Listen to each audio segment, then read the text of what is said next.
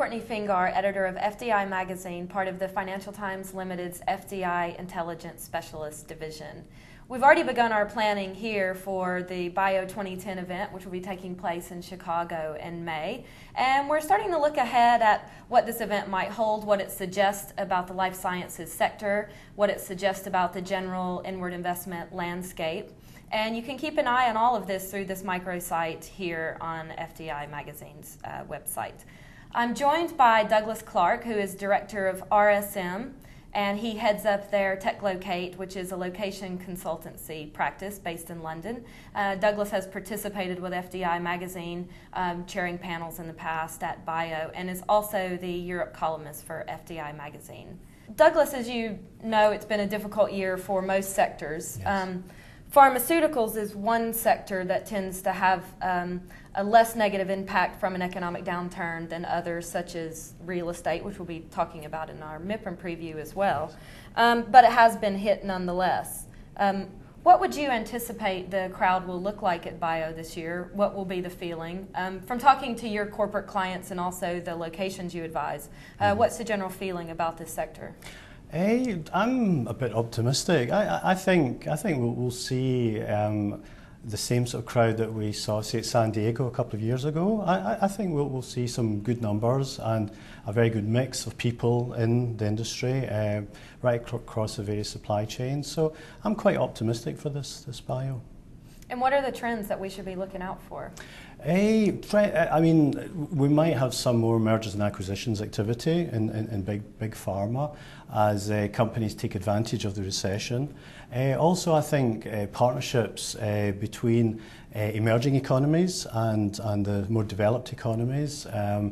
For example, I mean, there's been more generic activity in, say, India, China, South Africa, but a lot of these companies are now getting involved in innovation, and we're getting more of a mix in their products, and big pharma is getting involved in this too. So I think more globalization, I think, is the message for this year.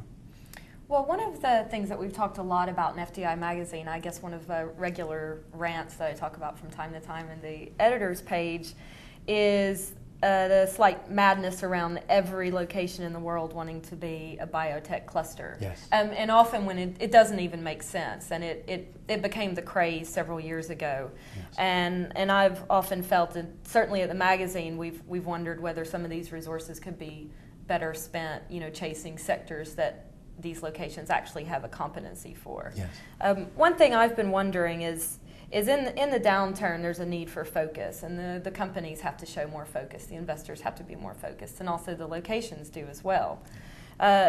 It's not as if there were a biotech bubble to be burst as there was in other sectors, no. But I can't help but think there'll be a little bit of coming down to earth.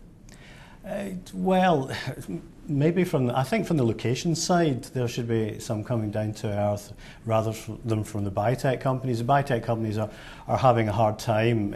Money is too tight to mention, but they're getting on with it. And, we're into a new decade. The last decade was meant to be the decade where bio was going to be a major FDI sector, and it has been quite disappointing in terms of employment generation. And as you say, lots of locations, I think every location has biotech on its hit list. I think a lot of locations need to really think, should they be chasing this sector? Because it's a very complicated sector, it's very technical, it's a very diverse sector as well. I mean, basically biotechnology is a bunch of technologies, including sort of genetics through to biochemical processing, which are used for a number of different applications for health, for food, for fuel. And so it's very diverse, it's very technical, it's very research orientated.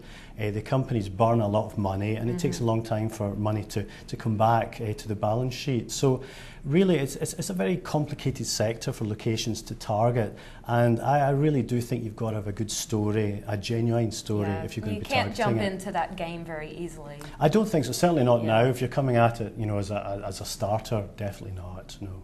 I did notice last year, just going on the exhibition floor at Bio, that there were a lot of, especially in the U.S., states and cities that used to have big pavilions that just weren't there, which again suggests to me that maybe they've I don't know whether they're just taking a back seat for now, or they've rethought whether they even need to be chasing this kind of investment at all. And I'll be really curious this time around to see whether any of them have gone ahead and popped back up, Yes. or whether we're seeing any kind of shift.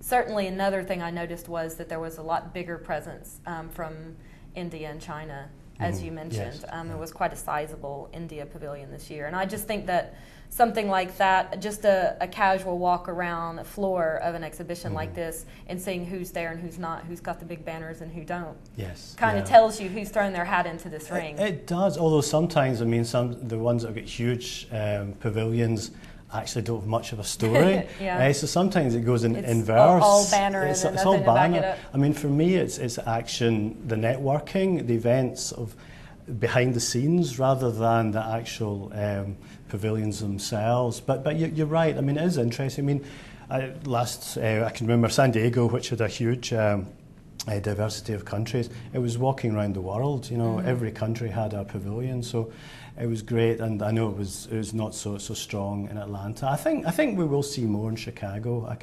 I mean, from looking at some of the states that we know in the US, some of them I think will be coming back to BIO this year. Well, certainly I know we'll be watching this with a lot of interest, and FDI Magazine will be there on the ground and we'll be reporting in from BIO, and you can keep an eye on this microsite for developments leading up to the event, during the event, and afterwards. Thank you.